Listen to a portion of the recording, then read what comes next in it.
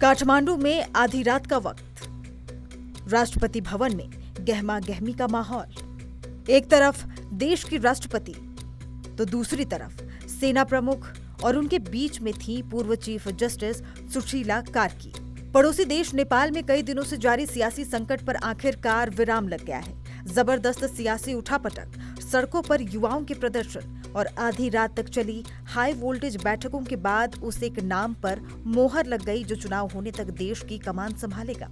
नेपाल की पहली महिला चीफ जस्टिस रही सुशीला कार्की देश की नई अंतरिम प्रधानमंत्री होंगी, लेकिन ये फैसला लेना इतना आसान नहीं था। ये बैठक नेपाल के भविष्य को तय करने वाली थी, क्योंकि सड़कों पर उतरे जेनजी यानी युवा पीढ़ी के प्रदर्शनकारियों ने सेना को सीधी चेतावनी दे डाली थी कि अगर सुशीला कार्की को अंतरिम प्रधानमंत्री घोषित नहीं किया गया तो देश में तबाही मच जाएगी। इसी भारी दबाव के बीच राष्ट्रपति और सेना प्रमुख ने आखिरकार उनके नाम पर अपनी सहमति जताई। तो आखिर कौन है सुशीला कार्की जिनके नाम पर पूरा देश एकजुट हो गया? नेपाल के एक ग्रामीण इलाके में एक किसान परिवार में जन्मी सुशीला का सफर बेहद प्रेरणादायक रहा है। भारत के बनारस हिंदू यूनिवर्सिटी से पॉलिटिकल साइंस में मास्टर्स करने के बाद उन्होंने कानून की दुनिया में कदम रखा। उन्होंने मानवाधिकार के मामलों को प्रमुखता से उठाया और साल 2016 में नेपाल के इतिहास में पहली महिला चीफ जस्टिस बनकर इतिहास रच दिया। भ्रष्टाचार के खिलाफ अपने सख्त रुख के लिए जानी जाने वाली कार्की को साल 2017 में महाभियोग का सामना भी करना पड़ा, जिसे बाद में सुप्रीम कोर्ट ने रद्द कर दिया। सुशीला कार्की के नाम पर सहमति तो बन गई, लेकिन राह में सबसे बड़ा रोड़ा था नेपाल का संविधान। नेपाल के संविधान के मुताबिक कोई भी पूर्व मुख्य न्यायाधीश राजनीतिक पद नहीं ले सकता। इस संवैधानिक संकट से निकलने के लिए अनिवार्यता के सिद्धांत यानी डॉक्ट्रिन ऑफ नेसेसिटी का सहारा लिया गया।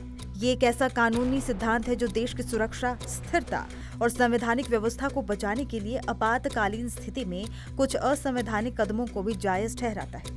इस विशेष प्रावधान को लागू करने से पहले राष्ट्रपति और सेना प्रमुख ने मौजूदा चीफ जस्टिस से भी सलाह मशवरा किया, जिसके बाद सुशीला कार्की की नियुक्ति का रास्ता पूरी तरह साफ हो गया। हालांकि सुशीला का नाम इस रेस में अकेला नहीं था। काठमांडू के लोकप्रिय मेयर बालेन्द्र शाह और इंजीनियर कुलमन घिसिंग जैसे नाम भी जोर शोर से चर्चा में थे। यहाँ तक कि शुरुआत में आंदोलनकारी युवाओं का एक धड़ा भी सुशीला के नाम पर सहमत नहीं था। उनका कहना था कि कार्की का नाम पुराने विवादों से जुड़ रहा है और देश को एक नया चेहरा चाहिए। लेकिन आखिरकार उनके अनुभव, सख्त छवि और निष्पक्षता को देखते हुए ज्यादातर लोग उनके पक्ष में आए। तो जाहिर है तमाम सियासी खींचतान और संवैधानिक दांव पेच के बाद अब ये तय हो गया है कि चुनाव होने तक नेपाल की कमान एक पूर्व चीफ जस्टिस के हाथों में होगी। सुशीला कार्की पर देश में निष्पक्ष चुनाव कराकर लोकतंत्र की गाड़ी को वापस पटरी पर लाने की एक बड़ी और ऐतिहासिक जिम्मेदारी है। अब देखना होगा कि न्याय के गलियारों से निकलकर सियासत की सबसे बड़ी कुर्सी तक पहुंची सुशीला कार्की नेपाल की उम्मीदों पर कितनी खरी उतरती है। हमने गुरुवार को देखा कि पूरे दिन जो है सुशीला कार्की, जो पुरानी चीफ जस्टिस रह चुकी हैं सुप्रीम कोर्ट में यहाँ नेपाल में, वो आर्मी चीफ अशोक राज के साथ पूरे दिन बातचीत करती रहीं।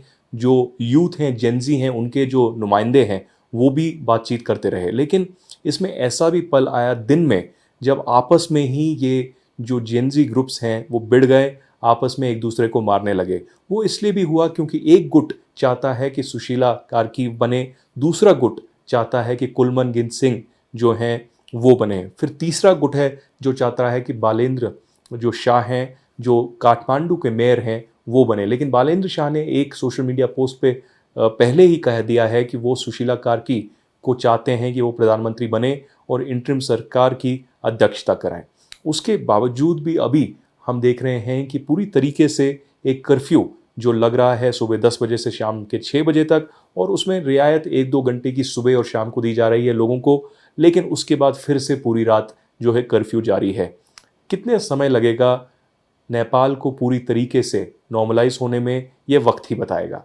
लेकिन अभी जो है कर्फ्यू भी जारी है, आर्मी चीफ बातचीत भी कर रहे हैं। आर्मी चीफ को जो है चाइना जाना था एक दौरे पे, लेकिन अब वो चाइना नहीं जाएंगे।